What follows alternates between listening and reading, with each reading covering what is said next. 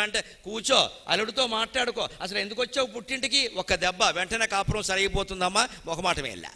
అబ్బాయి మనం అలాగా, నీకేం లోటు, ఎక్కడే ఉండు, తేల్చుకుందాం. ఏడు తేల్చుకుంటా, సుప్రీంకోర్టులో తేల్చుకో. మొత్తం రెచ్చగొట్టేస్తున్నారండి. ఇదివరకు ఆడపిల్లని అత్తారింటికి పంపిస్తే ఆడపిల్ల తల్లి కన్నీళ్లు పెట్టుకుని, అయ్యా జాగ్రత్తగా చూసుకో, అయ్యా జాగ్రత్తగా చూసుకో, అయ్యా ఏదో ముద్దుగా పెంచావమ్మా మా అమ్మాయి, కాస్త చూసుకోనే. ఇప్పుడు అలా లేదండి. ఇగో చూసుకో అమ్మా జాగ్రత్తగా, ఏమైనా తేడా వస్తే వచ్చే, మనకి మీ నాన్న అలాగే అంటాడు. వాడు వెర్రాడు. నేను తండ్రి ఇలా మాట్లాడట్లా, తండ్రి బాగానే ఉన్నాడు, మీ నాన్న అలాగే అంటాడు. ఏమైనా తేడా వస్తే వచ్చే తేల్చుకుందాం. మొదటే రోజు ఫోన్ చేయడం అక్కడి నుంచి, ఏమున్నావమ్మా ఏముండవమ్మా, మీరు ఆశ్చర్యపోవచ్చమ్మా. యథార్థంగా తూర్పుగోదావరి జిల్లాలో జరిగిన ఘట్టం చెబుతున్నాను నేను. దొండకాయ కూర రోజు వండడం కారణంగా విడాకులు తీసుకున్నారు ఇద్దరు దంపతులు, అత్తగారి కారణంగా. దొండకాయ కూర, అయ్యి బాబాయ్, విడాకులకి దొండకాయ కూడా కారణం అన్నమాట అనుకున్నాను. ఎందుకంటే ఆ పిల్ల